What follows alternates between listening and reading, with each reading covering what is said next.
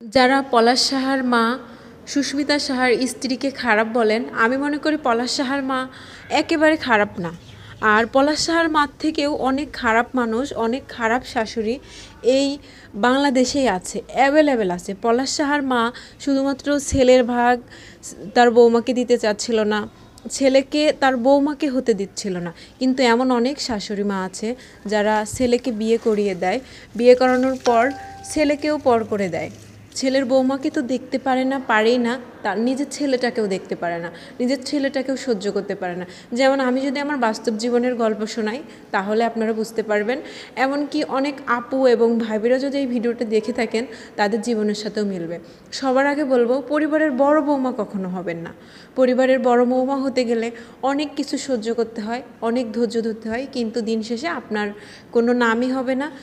সবার চোখে আপনি খারাপ। আপনার শাশুড়ি আপনার পরিবারের বড় বৌমার পরে যে মেজ বউটা আসবে তাকে শোনাবে বড় বউ খারাপ। মেজ বউ যদি কিছু নাও করে, একটু কিছু করে, তাতেই শাশুড়ি সন্তুষ্ট থাকবে। ছোট বউ আসলে মেজ বউ খারাপ হয়ে যাবে, বড় বউ খারাপ হয়ে যাবে। প্রথম কথা হবে হচ্ছে, বড় বউ মেজ বউকে খারাপ বানিয়েছে, তুমি তার সাথে মিশবা না, তোমাকেও খারাপ বানিয়ে ফেলবে। এখন আসি যে কিভাবে ছেলেকে বিয়ে দেওয়ার পর মা পর হয়ে যায়। মা পর হয়ে যায় না মানে ছেলেকে ছেলের বৌমাকে পর করে দেয়। যেমন ধরেন, আমাদের বিয়ের পরে আমার হাজব্যান্ডের আমার শাশুড়ি মায়ের সম্পর্ক খুব ভালো দেখছি। আমার শাশুড়ি মা নিজের ইচ্ছাতেই আমাদেরকে বিয়ের 1 বছর পর আলাদা করে দিয়েছে। আলাদা করার পর আমার শাশুড়ি মা আস্তে আস্তে করে আমার হাজব্যান্ডকেও পছন্দ করে না, আমাকেও পছন্দ করে না। কিন্তু যখন একসাথে ছিলাম খুব ভালো ছিলাম, খুব ভালোভাবেই কাটিয়েছি।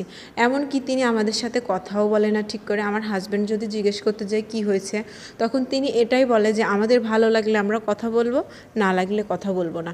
এটা নিয়ে যেন তাদেরকে কিছু না বলা হয়।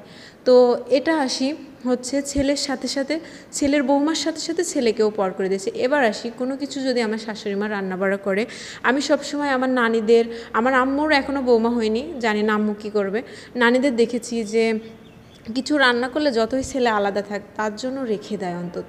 আমার শাশুড়ি মা কখনোই আমাদেরকে দেয় না।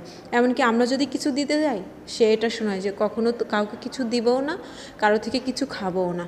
তারপর আমার 2টা দেবর আছে, আমি চেষ্টা করি যা কিছু রান্না করি আমার 2টা দেবরকে দিতে, কিন্তু তিনি তাদেরকেও নিষেধ করে যে আমাদেরটা খাওয়া যাবে না। আবার এমনকি তাদের কাছে এগুলাও শোনায় যে আমি যখন মারা যাব তখন হচ্ছে তোর বাবা পর হয়ে যাবে, বিষয়টা কিন্তু এমন না, বা আরেকটা বিয়ে করবে বলে পর হবে, বিষয়টা এমন না। আসলে সবসময় দেখবি যে বড় ভাবি আর বড় ভাই সম্পত্তির ভাগ নিয়ে ছোটদেরকে বাসার থেকে বের করে দেয়।